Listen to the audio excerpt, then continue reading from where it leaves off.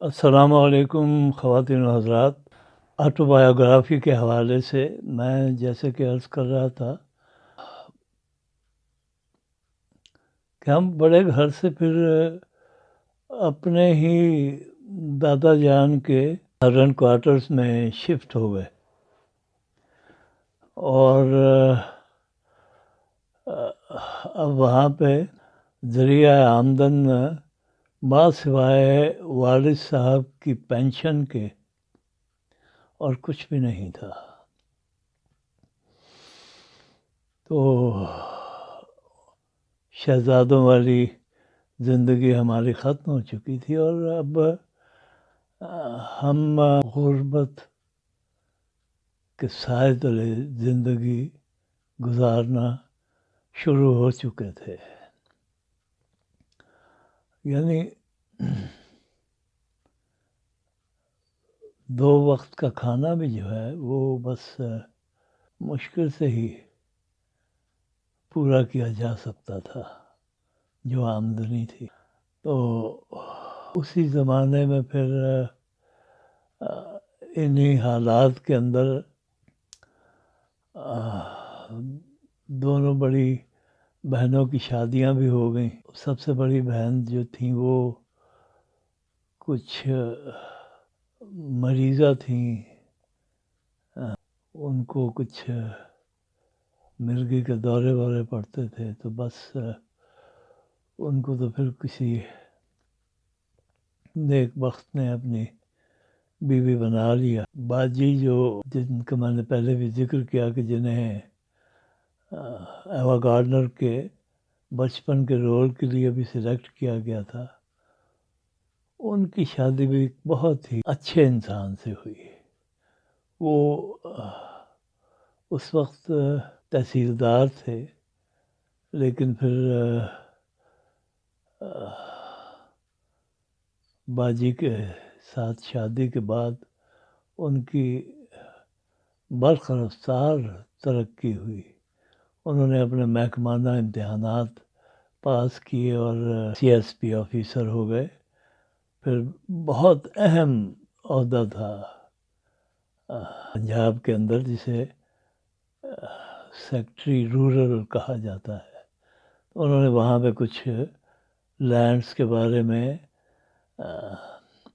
قوانین بھی مرتب کیے، اور پھر ان کی کتابوں کا کورٹس کے اندر حوالہ بھی دیا جانے لگا۔ تو اتنے وہ ماشاءاللہ ذہین و فطین انسان تھے۔ اور پھر یہ کہ باجی کی قسمت ماشاءاللہ بہت اچھی تھی، ان کی وجہ سے ان کے گھر میں پھر بڑی ریل پیل ہو گئی۔ تو پھر یہ ہے کہ جیسا کہ ایک سمجھ لیں آپ ایک درد مند بیٹی اور بہن اپنے بہن بھائیوں کا کچھ خیال کر سکتی تھی، انہوں نے ہمیشہ ہمارا بڑا خیال کیا۔ تو ان کی وجہ سے وہ کچھ ہماری اسرت کی زندگی میں کچھ تھوڑی بہت سہولت پیدا ہو جاتی تھی۔ تو بہرحال یہ تو ایک الگ قصہ ہے، لیکن یہ ہے کہ وہاں سے پھر کیونکہ 2 وقت کا کھانا بھی بہت مشکل ہو گیا تھا پورا کرنا، تو میری ماں نے ایک بہت بڑا فیصلہ کیا۔ وہ خاتون جنہوں نے کبھی زندگی میں سوچا بھی نہیں تھا کہ وہ باہر کبھی جا کے کچھ فیلڈ میں کام کریں گی یا کچھ جاب وغیرہ کریں گی، تو انہوں نے نرسنگ کی ٹریننگ لینے کا فیصلہ کیا، جو کہ میں سمجھتا ہوں ایک بہت بولڈ سٹیپ تھا، بہت ہی بولڈ سٹیپ تھا۔ تو میرے ماموں ممانی وہ ہاسپٹل میں کوئی جاب کرتی تھی، شاید خاندانی منصوبہ بندی کے کسی سینٹر میں. تو ان کی کچھ واقفیت تھی، تو انہوں نے امی کو یہ راستہ دکھایا، چنانچہ بلکہ سفارش بھی کی، اور وہ پھر نرسنگ کی ٹریننگ کے لیے سلیکٹ بھی ہو گئیں. تو میں نے ان کو دیکھا ہے کہ انہوں نے پھر نہ صبح دیکھی، نہ شام دیکھی، نہ بارش دیکھی، نہ دھوپ دیکھی. بس وہ پتہ نہیں، میں بعض اوقات حیران ہوتا ہوں کہ وہ 6 بچوں کو پیدا کرنے کے بعد وہ جب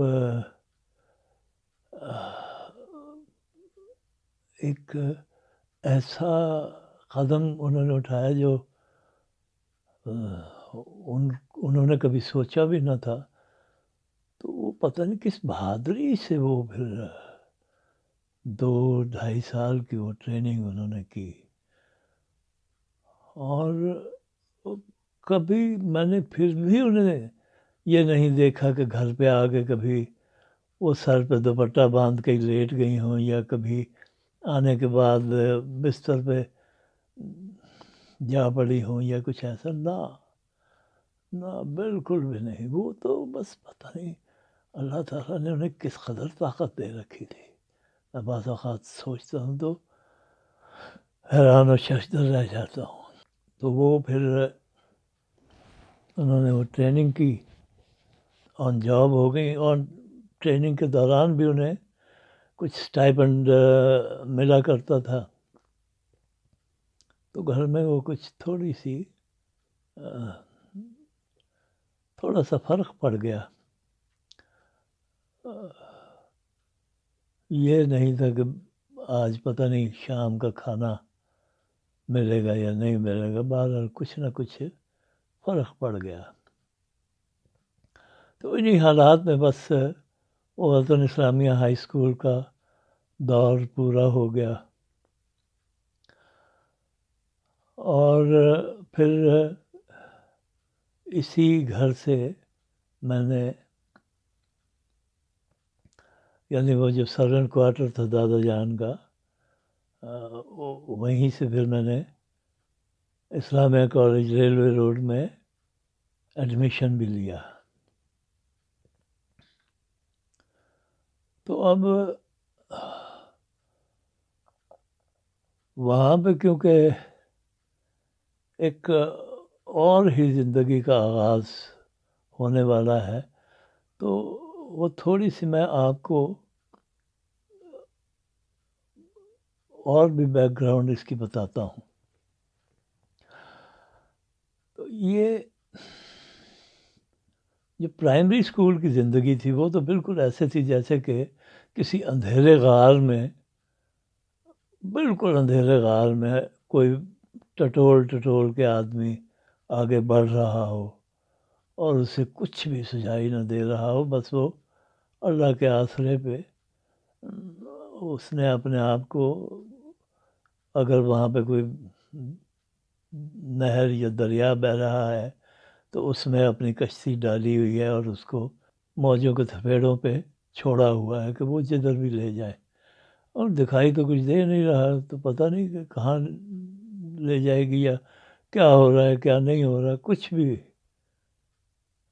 آئیڈیا نہیں. تو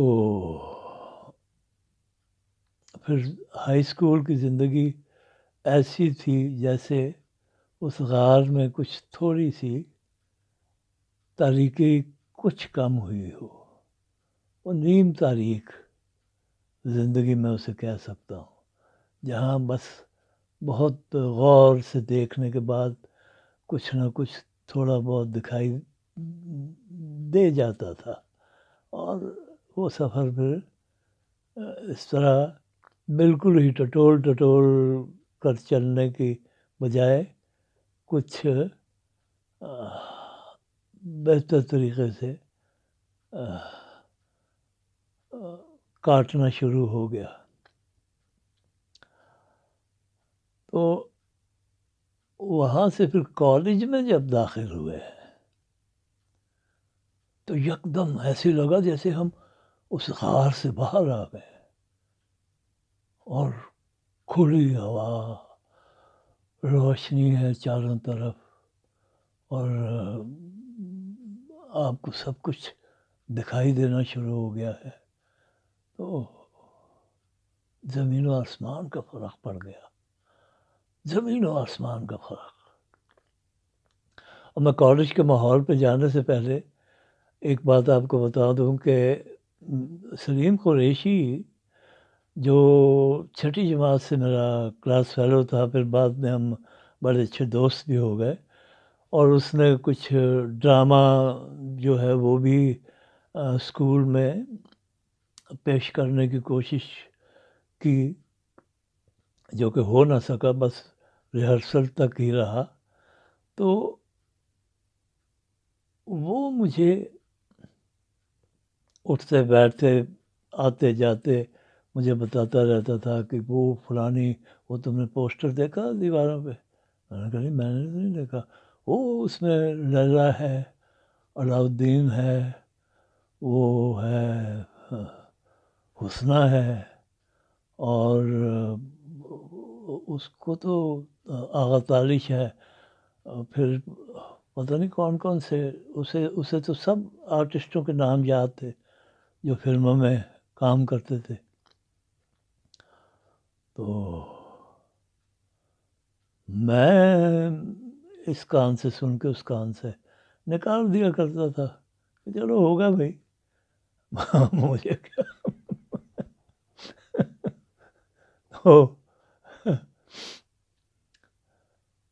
وہ پھر بعد میں آہستہ آہستہ مجھے پتہ چلا کہ اس کے والد صاحب بذات خود اپنے زمانے کے بڑے ٹھیک ٹھاک اسٹیج اور فلم کے آرٹسٹ رہ چکے ہیں. سعید اختر قریشی صاحب، وہ آغا نہیں، وہ کیا نام ان کا، خواجہ معین الدین کے ڈراموں کے اندر وہ پری پارٹیشن سے کام کرتے چلے آ رہے تھے. وادی کشمیر میں انہوں نے وہ ڈرامہ تھا خواجہ معین الدین صاحب کا، تو اس میں انہوں نے میجر جنرل جھنک سنگھ کا کردار بھی ادا کیا ہوا تھا. تو خیر یہ تو آہستہ آہستہ وہ مجھے تھوڑا بہت بتایا کرتا تھا، تو پھر مجھے پتہ چلتا رہتا تھا، لیکن پھر بھی میرے لیے وہ ان چیزوں کی کوئی خاص اہمیت نہیں تھی. ٹھیک ہے ہوگا تو، لیکن پھر وہ اس نے پھر مجھے فلموں کا چسکا بھی ڈالا، فلم بینی کا. تو وہاں سے اسکول کے زمانے میں پھر ہم وہ کوئی جب ردی ودی اس کے گھر میں اخباروں کی اکٹھی ہو جایا کرتی تھی، تو وہ پھر بیچ کے کچھ پیسے بنا لیا کرتا تھا. تو پھر ہم جا کے کبھی ایروز سنیما ایک ہوا کرتا تھا، پلازا سنیما، پھر بھاٹی گیٹ میں تین سنیما ہاؤسز تھے آمنے سامنے. اب ان کے نام تو مجھے ایگزیکٹلی یاد نہیں، شاید کوئی ریٹرز تھا، اسی طرح کے سنیما ہاؤس. ریگل بھی تھا، ریگل تو خیر مال روڈ پہ تھا. تو اسی طرح وہ پلازا بھی مال روڈ پہ ہی تھا، کوئنز روڈ پہ آف دا مال روڈ. تو اس طرح پھر ہم فلمیں دیکھنے بھی جایا کرتے تھے، اور خاص طور پہ ہم انگریزی فلمیں زیادہ دیکھا کرتے تھے. وہ اگر کہانی سمجھ میں نہیں بھی آئی تو اس کے اندر کچھ نہ کچھ اتنی چیزیں اٹریکٹیو ہوتی تھیں، کچھ ایکشن ہوتا تھا، کچھ ہیرو ہیروئن ان کے جو سٹائلز تھے، ڈریسز تھے، وہ شوٹنگ جو بڑی زبردست شارٹس دیکھنے کو ملتے تھے، گھوڑوں کے سین ہوتے تھے، اور لڑائی مار کٹائی بھی بڑی سلیقے سے انہوں نے پکچرائز کی ہوتی تھی. ویسٹرن موویز بھی دیکھتے تھے ہم، تو ان کی ہیروئنز جو ہیں وہ جس طرح مردانہ وار باہر اپنے مردوں کے ساتھ ہاتھ پٹاتی تھیں، اور وہ ہر شعبہ زندگی میں ساتھ ہوتی تھیں، وہ بھی خاصی اٹریکٹیو چیزیں تھیں اس میں، ان فلموں کے اندر. تو بڑی اچھی فلمیں اس دور میں ہم نے دیکھی. کیپٹن مارول سے لے کے سپر مین، اور بہت ساری فلمیں اسی طرح کی دیکھیں. پھر انڈین پاکستانی فلمیں بھی دیکھا کرتے تھے. تو وہ ہر وقت میرے کان میں ایکٹریسوں اور ایکٹریسز اور ایکٹرز کے بارے میں بتایا کرتا تھا کہ فلاں بڑا زبردست ایکٹر ہے، اور فلاں ایکٹریس بڑی اچھی ہے.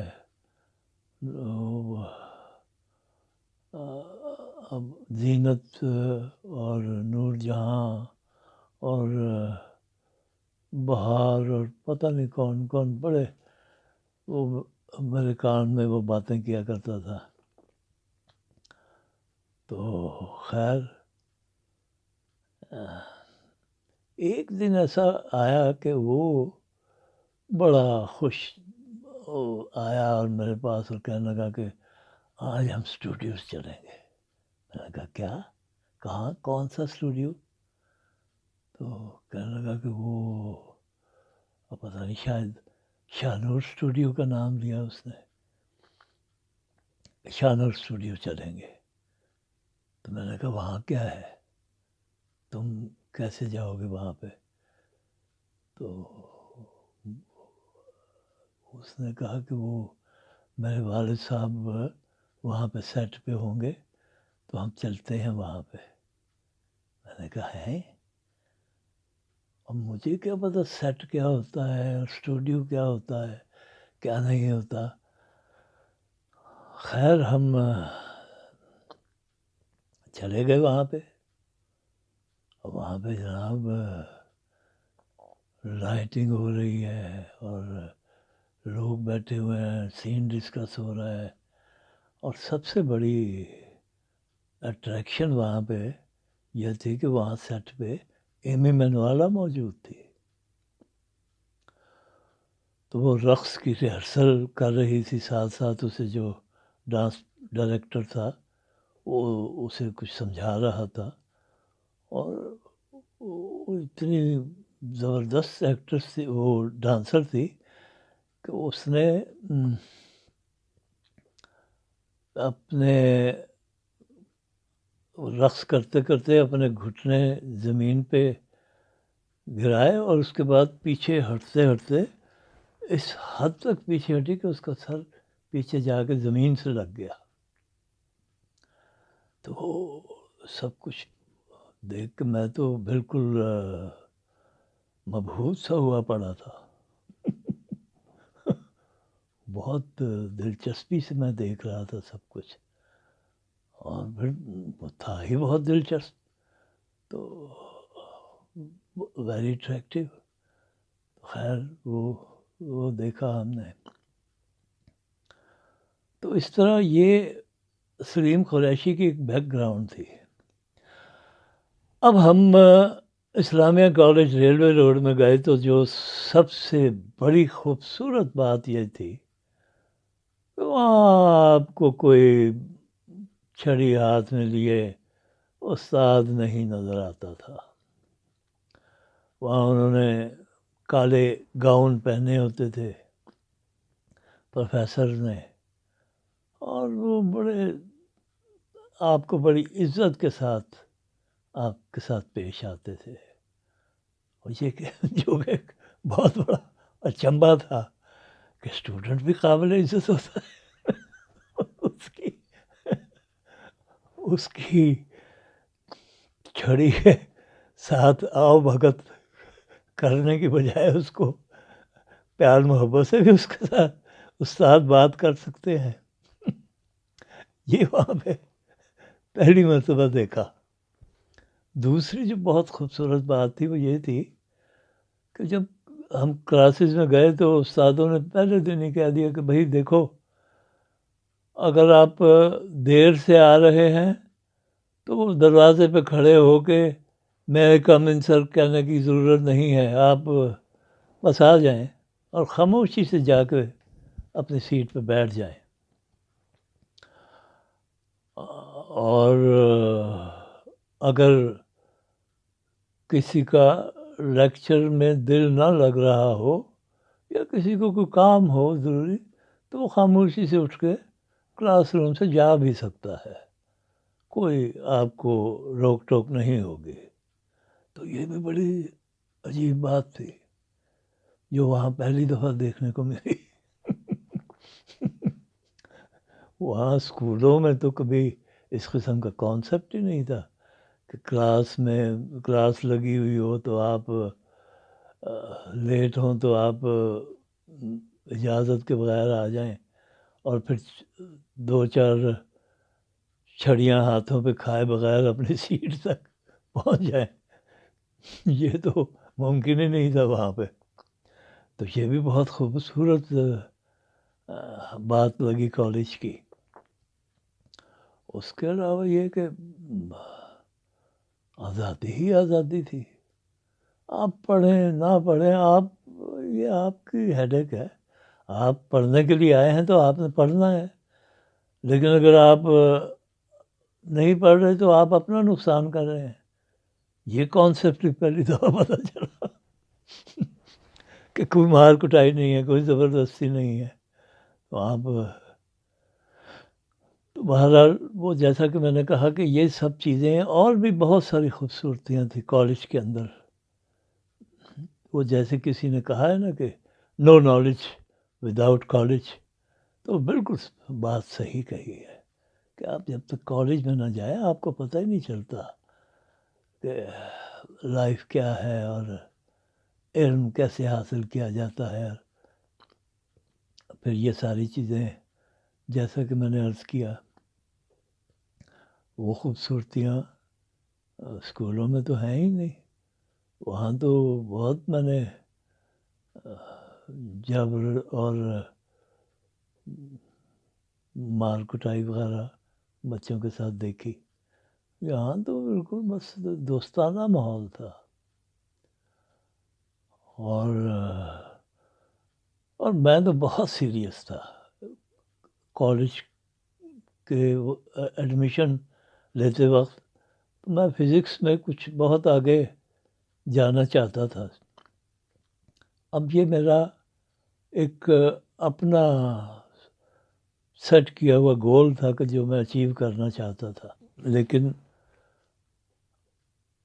آپ کے سٹارز جو ہیں وہ بھی تو کچھ نہ کچھ کام دکھا رہے ہوتے ہیں. تو پہلے 2-3 مہینے تو خوب پڑھائی میں دل لگا کے کام کیا اور پروفیسرز کچھ توجہ بھی دینا شروع ہو گئے. تو سب کچھ ٹھیک ہی ٹھاک جا رہا تھا کہ ایک دن ریسیس کے وقت سلیم قریشی بھاگتا ہوا میرے پاس آیا. اوے بات سن بات سن. میں نے کہا کیا ہوا؟ وہ تم نے نوٹس بورڈ پڑھا ہے؟ میں نے کہا نہیں، میں نے تو نہیں پڑھا. تو اس میں لکھا ہوا کہ آج ریسیس کے وقت فلانے ہال میں آڈیشن ہوگا ڈرامے کے لیے. تو میں پھر بھی کوئی خاص میرے لیے دلچسپی کی بات نہیں تھی یہ. تو میں نے اس سے کہا کہ ٹھیک ہے پھر کیا کریں. تو انہوں نے کہا کریں گے چلو آڈیشن دیتے ہیں جا کے. میں نے کہا یار تو جا میں ڈرامہ شرامہ مجھے کیا پتا یار نہ میں نے نہیں جانا.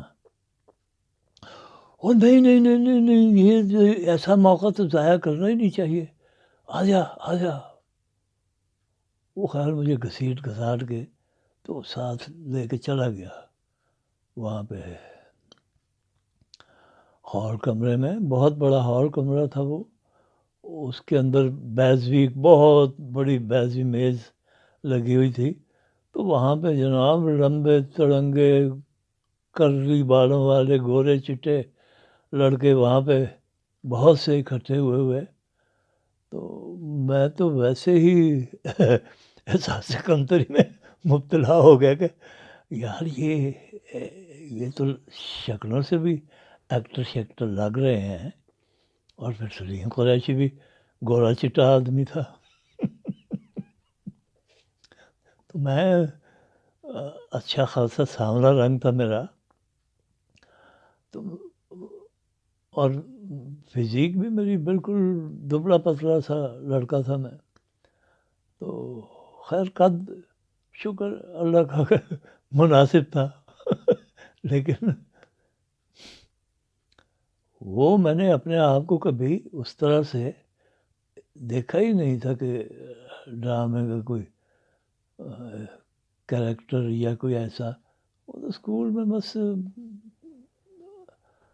تفریحاً وہ بھی سلیم قریشی کے گھسیٹنے گھساٹنے سے اس کے ساتھ لگ پڑا تھا میں بھی. تو یہ تو باقاعدہ کوئی آڈیشن کا چکر ہو رہا تھا. خیر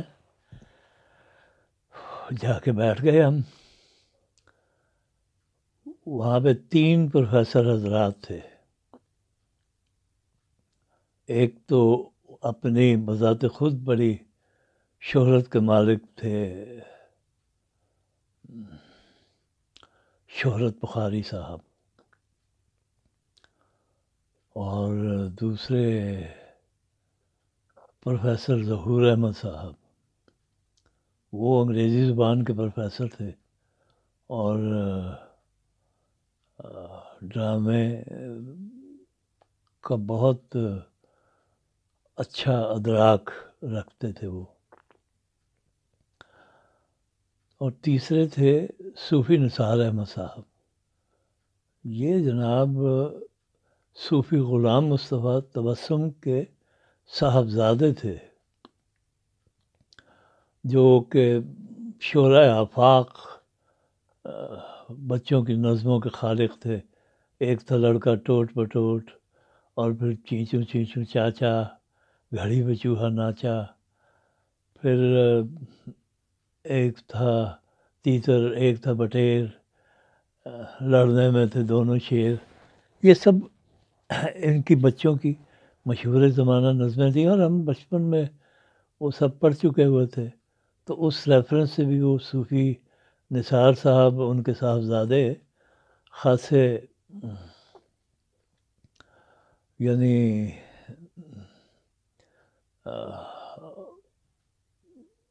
توجہ لینے والے پروفیسرز میں سے تھے. تو خیر میں بھی بیٹھ گیا جناب. اب وہ انہوں نے ایک ڈرامے کا اسکرپٹ وہ لڑکوں کے آگے رکھ دیا کہ باری باری اس کو سب لڑکے پڑھتے چلے جائیں. تو وہ کرتے کرتے مجھ تک بھی پہنچ گیا. میں نے بھی پڑھ دیا جو کریکٹر سامنے تھے وہ پڑھ دیا میں نے بھی. اس کے بعد انہوں نے تھوڑا سا آپس میں مشورے کے لیے وہ سب کے نام لکھے ہوئے تھے ان کے پاس لسٹ میں.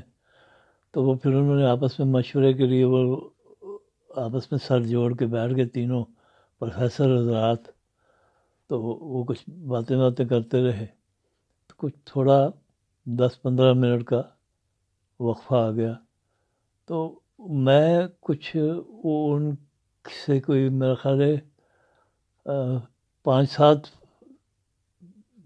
یا 10 فٹ کے فاصلے پر بیٹھا ہوا تھا، تو میں نے چوری آگے سر کر کے دیکھا کہ وہ جو پیپر تھا ان کے پاس جن ناموں کے اوپر وہ کیا کر رہے ہیں، تو اچانک میری نظر پڑی اپنے نام پہ، تو میرے نام کے اوپر 2 ٹک مارک لگے ہوئے،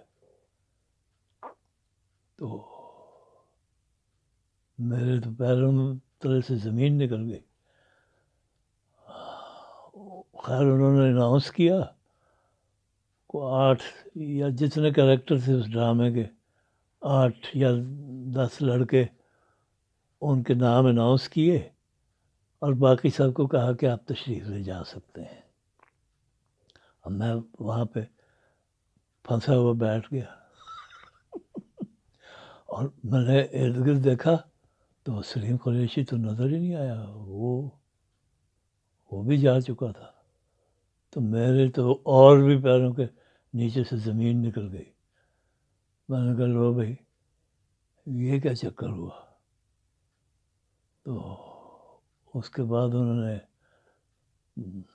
ہمیں لیکچر دینا شروع کر دیا کہ ڈرامہ یہ چیز ہے، ڈرامہ ایسی بات ہے، اب آپ لوگ آئے ہیں ڈرامے کے آڈیشن کے لیے، تو آپ لوگوں نے کچھ نہ کچھ سوچ کے ہی آئے ہوئے ہوں گے، لیکن خیر ہے اگر آپ کو کوئی زیادہ نہیں بھی پتہ تو ہم ہیں آپ کو بتانے کے لیے۔ اور انہوں نے پھر یہ بھی بتایا کہ یہ ان تینوں پروفیسر حضرات کی بڑی زبردست کوششوں کے بعد یہ ممکن ہو سکا تھا کہ انجمن حمایت اسلام کے کالج میں انہوں نے باقاعدہ ڈرامہ کلب کی داغ بیل رکھ دی تھی۔ تو وہ سارا لیکچر بڑا دلچسپ تھا۔ انہوں نے پھر یہ بھی بتایا کہ ڈرامہ جو ہے یہ ایک عبادت ہے، ایک فن ہے، اور یہ بڑی دلچسپ چیز ہوتی ہے۔ تو میرے کچھ تھوڑی سی میری دلچسپی پیدا ہونا شروع ہو گئی ڈرامے کے اندر، اور اس کے بعد